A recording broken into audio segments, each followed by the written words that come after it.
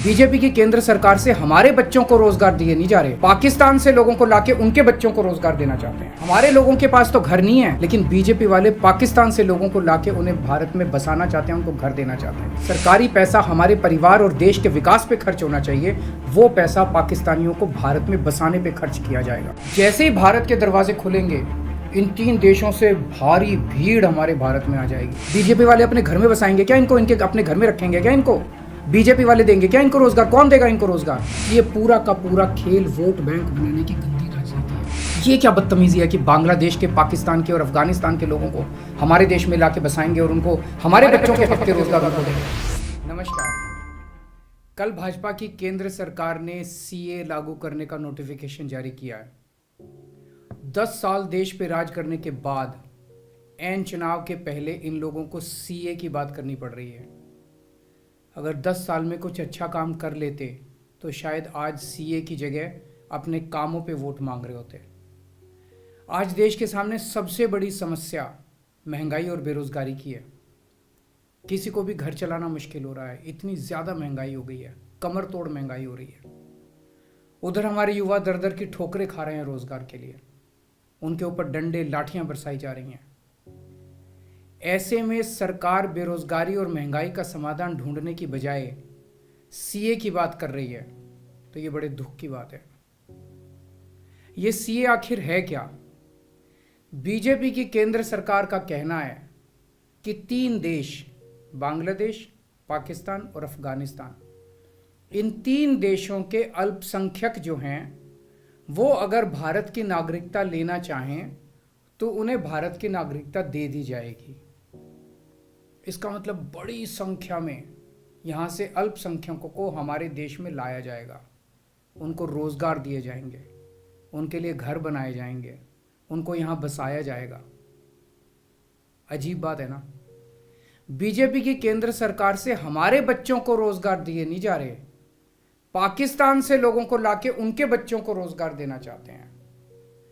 हमारे लोगों के पास तो घर नहीं है, भारत के तो ढेरों लोग बेघर हैं, लेकिन बीजेपी वाले पाकिस्तान से लोगों को लाके उन्हें भारत में बसाना चाहते हैं, उनको घर देना चाहते हैं। हमारे रोजगार उनके बच्चों को देना चाहते हैं, हमारे हक के घर उनमें पाकिस्तानियों को बसाना चाहते हैं। भारत सरकार का जो सरकारी पैसा हमारे परिवार और देश के विकास पे खर्च होना चाहिए, वो पैसा पाकिस्तानियों को भारत में बसाने पे खर्च किया जाएगा। इन 3 देशों में लगभग 2.5 से 3 करोड़ अल्पसंख्यक हैं। ये तीनों बहुत गरीब देश हैं।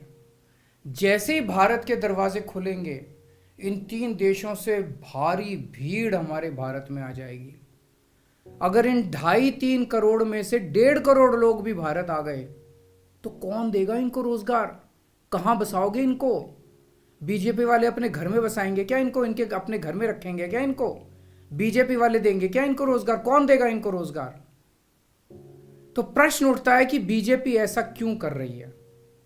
कई लोगों से मैंने बात की, कुछ लोगों का कहना है कि ये पूरा का पूरा खेल वोट बैंक बनाने की गंदी राजनीति है। इन तीनों देशों से 1.5-2 करोड़ लोगों को अगर भारत ले आया गया और उनको चुन चुन के इस तरह से देश के अलग अलग भागों में बसाया गया, जिससे जहां जहां बीजेपी के वोट कम हैं वहां झुग्गियां डाल के अगर इन लोगों को वहां बसाया गया तो वहां बीजेपी का एक पक्का वोट बैंक तैयार हो जाएगा, बीजेपी के वोट बढ़ जाएंगे। और आने वाले इस चुनाव में तो नहीं, आने वाले भविष्य के चुनाव में बीजेपी को इससे बहुत बड़ा चुनावी फायदा मिल सकता है, ऐसा कुछ लोगों का कहना है। मुझे नहीं पता ये सच है कि गलत, लेकिन सबसे बड़ा प्रश्न है कि बीजेपी ये क्यों कर रही है। एक तरफ बीजेपी की हरियाणा सरकार हरियाणा के बच्चों को रोजगार देने में असमर्थ है।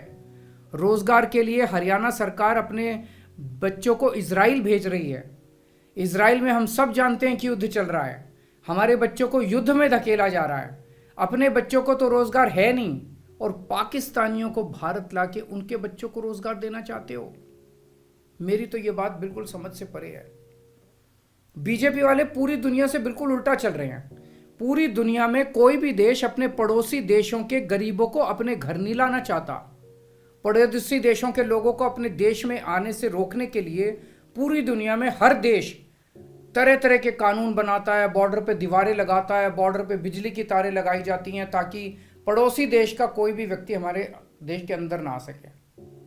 बीजेपी शायद अकेली पार्टी है पूरी दुनिया की जो पड़ोसी देश के गरीब लोगों को अपने देश में घुसाने के लिए दरवाजे खोल रही है, बिल्कुल उल्टा कर रही है। एक और बात है सोचने की, पिछले 10 सालों में 11 लाख से ज्यादा भारत के बड़े बड़े अमीर उद्योगपति और व्यापारी भारत छोड़ के चले गए। ये लोग भारत में फैक्ट्री चलाया करते थे, इंडस्ट्री चलाया करते थे, बड़े बड़े व्यापार किया करते थे, लाखों लोगों को नौकरी देते थे, रोजगार देते थे। ये बीजेपी की गलत नीतियों और उनके अत्याचार से तंग आके भारत छोड़ के चले गए। अगर बीजेपी को लाना ही है तो इन लोगों को वापस भारत लेके आओ ना, जो भारत छोड़ के चले गए। ये भारत आएंगे, इनके पास पैसा है, भारत में इन्वेस्ट करेंगे, नई नई फैक्ट्रियां खोलेंगे, नए नए व्यापार खोलेंगे, अपने बच्चों को रोजगार मिलेगा। ये क्या बदतमीजी है कि बांग्लादेश के, पाकिस्तान के और अफगानिस्तान के लोगों को हमारे देश में लाके बसाएंगे और उनको हमारे बच्चों के हक के रोजगार उनको देंगे। ये लोग कह रहे हैं कि 2014 के पहले आए हुए घुसपैठियों को इन नागरिकता दी जाएगी। ऐसा नहीं है, ये तो शुरुआत है। एक बार ये सिलसिला चालू हो गया, एक बार दरवाजे खुल गए तो फिर बहुत बड़ी संख्या में पाकिस्तानी और बांग्लादेश से लोग भारत में आने लगेंगे। आज बीजेपी कह रही है 2014 के पहले आए हुए लोगों को ही नागरिकता दी जाएगी। देख लेना, अगले चुनाव में ये बीजेपी वाले इस तारीख को बढ़ा के 2024 कर देंगे कि 2024 के आए हुए पहले वाले लोगों को दी जाएगी और फिर इसे और आगे बढ़ा देंगे। मोटी मोटी बात यह है कि पाकिस्तानियों और बांग्लादेशियों के लिए भारी संख्या में भारत आने के लिए बीजेपी सरकार ने दरवाजे खोल दिए। ये देश के लिए बेहद खतरनाक है और इसका सबसे ज्यादा खामियाजा उत्तर पूर्व, नॉर्थ ईस्टर्न स्टेट्स भुगत रहे हैं, खासकर आसाम। आसाम के लोगों की भाषा और संस्कृति खतरे में पड़ चुकी है क्योंकि वहां पे बांग्लादेश से इतनी बड़ी संख्या के ऊपर इलीगल माइग्रेशन हुआ है। अब बीजेपी कह रही है कि इलीगल माइग्रेंट जो आए हैं उनको हम नागरिकता देंगे, उनको हम बसाएंगे, आसाम में बसाएंगे। आसाम के लोग बहुत नाराज हैं। एक तरह से देखा जाए तो हेमंत बिश्व शर्मा जो बीजेपी के मुख्यमंत्री हैं, उन्होंने धोखा दिया अपने लोगों को। अपने असम के लोगों की खातिर उन्हें सीए का विरोध करना चाहिए था। उन्हें कहना चाहिए था कि असम के लोगों की संस्कृति और भाषा दोनों खतरे में है, ये बिल्कुल बर्दाश्त नहीं किया जाएगा। तो दोस्तों, पूरे देश की मांग है कि सीए को वापस लिया जाए। हम किसी हालत में अपने बच्चों की नौकरियां, अपने बच्चों के रोजगार दूसरे देश के लोगों को किसी हालत में नहीं देंगे। और अगर बीजेपी नहीं मानती तो इसको वापस नहीं लेती तो इस चुनाव के अंदर बीजेपी के खिलाफ वोट करके आप अपना गुस्सा जाहिर कीजिए। नमस्कार।